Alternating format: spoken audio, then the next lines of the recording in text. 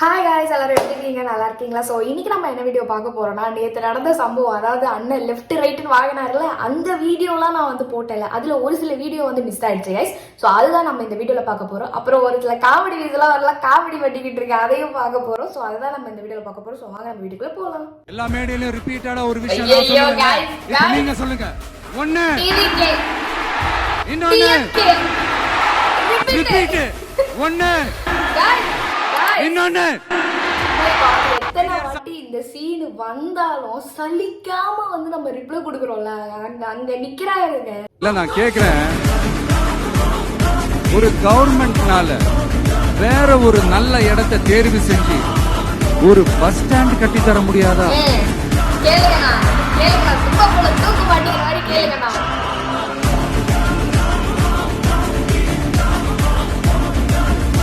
பிரச்சனை என்ன தெரியுமாங்க, அவங்களுக்கு மக்களை பத்தி யோசிக்கிறதுக்கே நேரம் இல்லை, அதுதான் பிரச்சனை.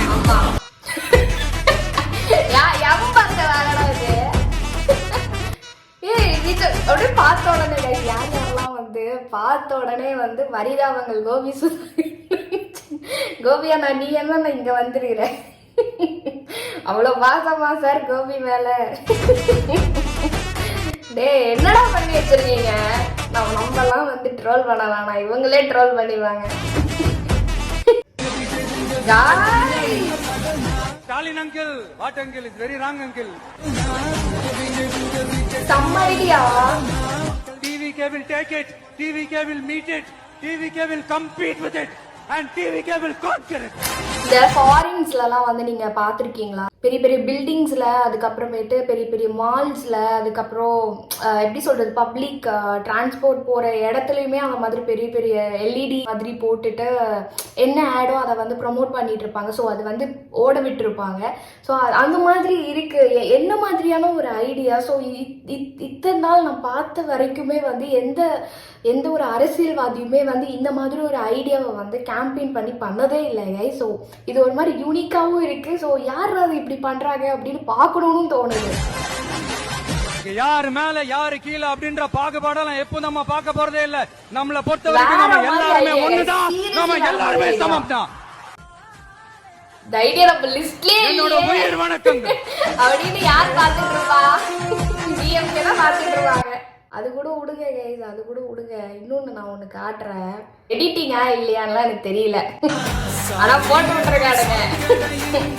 சார்ஜ் மட்டும் வந்து உணர மாட்டாங்க.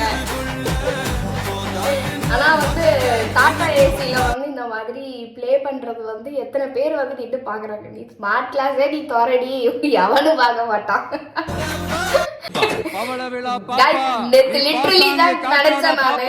நீ நல்லவர்கள் போல் நடிப்பதை பார்த்து நாடே சிரிக்குதே பாப்பா.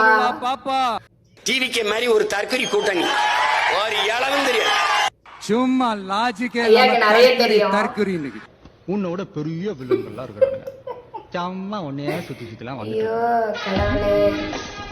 வருகின்ற 2026 சட்டமன்ற தேர்தலில் நம்முடைய கழகம் 7வது முறையாக ஆட்சியில் அமர வேண்டும். நம்முடைய தலைவர் தொடர்ந்து 2வது முறையாக முதலமைச்சர் பதவியில பொறுப்புல உட்கார வேண்டும்.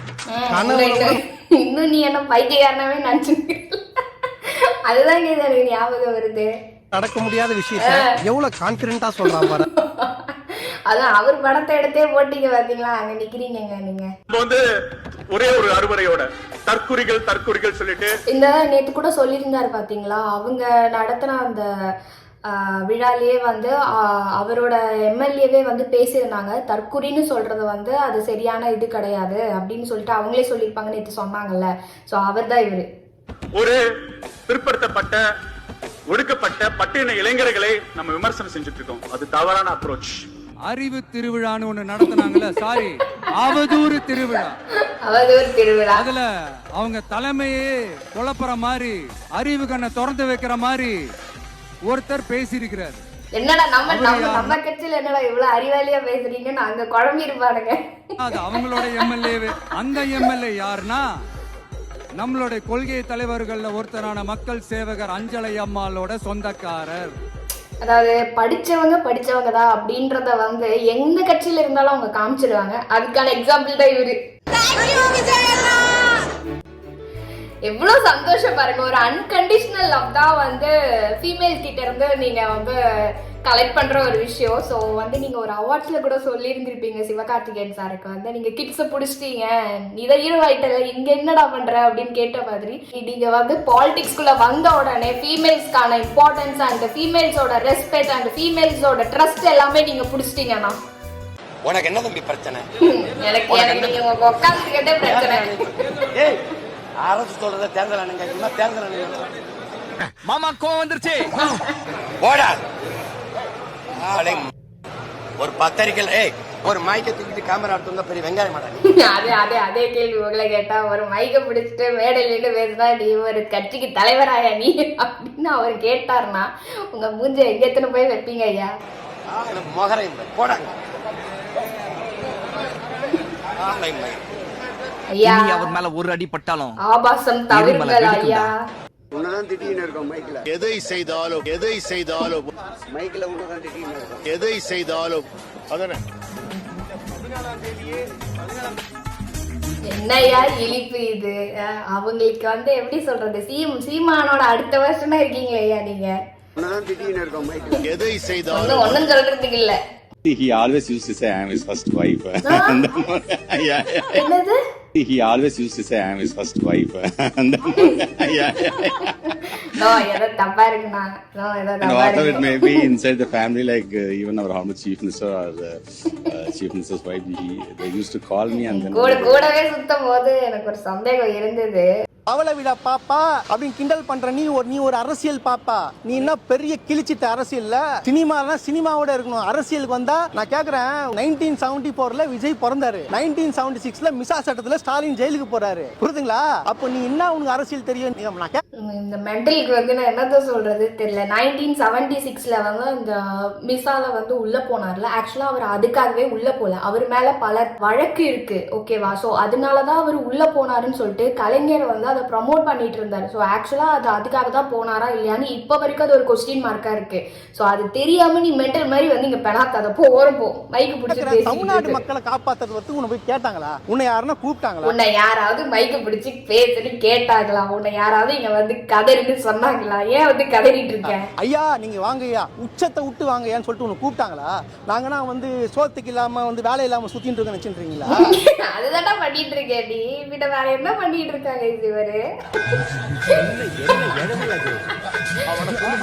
அதாவது அவங்கள பத்தி லீக் பண்றது வேற யாரும் வேணாம். என்ன மாதிரி வந்து இந்த மிசா மேட்ரோ எல்லாம் ஒருத்தர் எடுத்து போட ஆரம்பிச்சிட்டாங்கன்னா முடிஞ்சு போச்சு அவருக்கு. அதை